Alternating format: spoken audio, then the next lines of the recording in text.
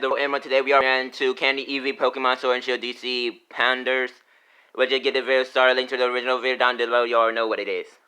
Is that 3 videos in a month? What's this channel masquerading as a channel with a good upload schedule, and what did they do with Candy Evie? I know the expectations were low, but what can I say? I've turned a new leaf. Oh wait, this is a Pokemon channel. I forgot I can only make Pokemon jokes. I've turned a new leafy on. Laugh at me. Sword and Shield has been a weird experience for me. I never made a video documenting my thoughts on the entire game. Not because I didn't have any, but because 2020 has been real rough. Part 1 of the DLC, Isle of Armor, came out back in April, but with my intricate schedule, I didn't play it. I waited until Crown Tundra came out so I could just play them together. I'd seen the first trailer, but I hadn't really been keeping up to date past that, so I essentially went into the game blind. This is the first time that Pokemon have released DLC, and while I really could go on for a whole video talking about the ins and outs of it, TLDR, I think it's a good thing all in all. It's basically a third version for half the price tag, and you don't have to replay through what would largely be the same game again if they had released it as a third version. Oh wow. I don't know how much I can speak on this because I kind of like Ultrasound with the Rainbow Rocket. I mean, it's still really kind of different, but you know. It'll make sense.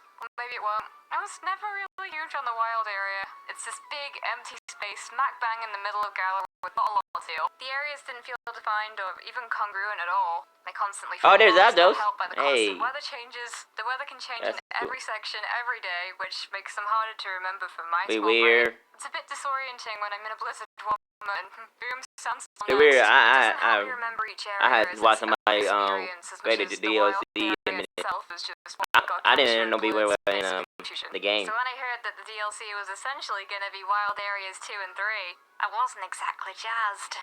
In a sense, I've always liked Pokemon's linearity, and if a bigger open-world Pokemon experience meant a larger-scale wild area, I don't want it. The setting foot on the Isle of Armor for the first time was pretty great. It still has the same controls as the wild area, but it's not quite as vast. There's still a degree of linearity to it. In working around a common theme, the areas are far more distinct and memorable, but they also feed into each other more naturally. You know how I said I kind of had a blind experience with this game? Here's how blind. When Clara, one of the new rivals, design was first revealed, people went nuts over her ribbon. Looks like a Dustox. Whoa, cool. Galarian Dustox, maybe? I hadn't been... sad we didn't get that. Could have been probably Poison Spirit, I guess. Instead, we got Galarian Slowking and Slowbo. Not even that. I think we just got Galarian Slowbo for them too. Just scrolled and forgot about it. I was so out of the loop that when I first battled Clara, I was like, I wonder if she has a Galarian Dustox. That'd be neat. I was confused when she didn't have one. I looked it up. Not only does she not have one, but it doesn't even exist. I feel lied to. Those colors are so pretty. It would have been so colored. That teaches me to take a break. I love Armor's story. It's pretty short and sweet, but I liked it. I spent far more time just exploring every nook and cranny of the island now. Finding every diglet hair there was to be found. At the end of the Isle of Armor, you have to go up one of the towers with Cubfu to evolve it.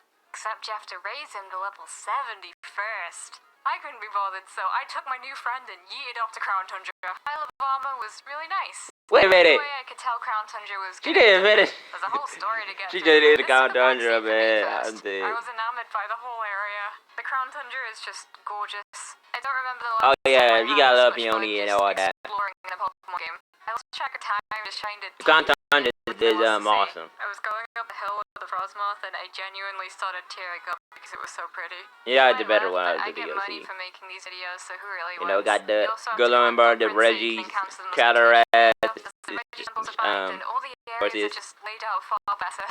It was just a joy to do. The concept of an and all that different quest log. But if it's anything like Crown Tundra, I'd be pretty thrilled. I want to talk about Peony. I love this man. Yeah. He's my hype man. Yup.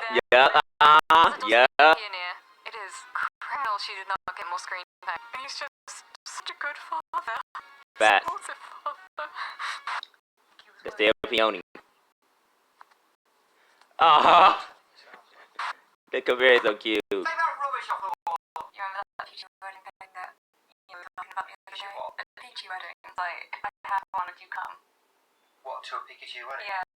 No. King Dad, I love you very much. I don't want to spoil people so much in the story, but needless to say, Calyrex is... Oh yeah, bro, how Calyrex taking over the Peony so many times to speak to the player, bro. Oh my god, that's crazy. Don't be shy, Game Freak. You can make one for each type. You got it. Oh yeah, if y'all subscribe to this channel and subscribe to my you'll like post these type of reaction video and stuff. Honestly, I stopped And trying yeah. to make Pokemon make sense a long time ago, so I'll just take my cool new birds and go. If there's anything I was disappointed by, That was really good. I ain't gonna lie. Like the birds, it was just really disappointing. They could have done more with it. That's not enough. This is my Instead of having them to the point of the legendary dogs on it. It's like, what legendary beasts, whatever you call them. So imagine if they had a But make them roam. I guess it's pretty cool to see them roam, but still, man, I wish there was like a bit more to that story. And it just hurts to think.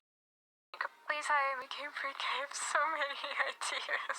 One of the biggest pulls of the Crown Tundra is Dynamax Adventures. Yep. Battle 3 Dynamax. I remember everybody we were watching it during the time. Either 1 in 300 or 1 in 100 if you have the shiny charm. Chance to be. Also, Killer Man Between the is two so games, awesome. you can get basically every non-mythical legendary, which is pretty rad.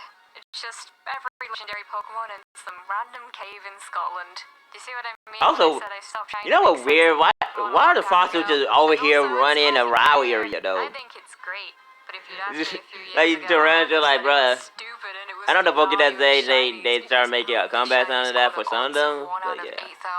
8,192. Might do a video on that on my Pokemon channel. But now it's just like It should be linked down below. shiny across from the sparkle.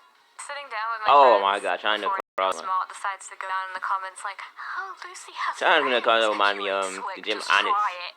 Might not Sitting make down all with that, my friends but and doing a yeah. bunch of raids was honestly I hit the my first type. time I've had that connective experience in a main series Pokemon game, which I think is what they've been pushing for since, the beginning. I've never massively been into the competitive scene, so who knew? All along, Same. all it took was to appeal to the filthy shiny hunter still lurking within me. Yeah, Alright, this is it for the video. Make sure to check out the original video down below. Make sure to check out my other videos, and yeah, that'll be it. Peace.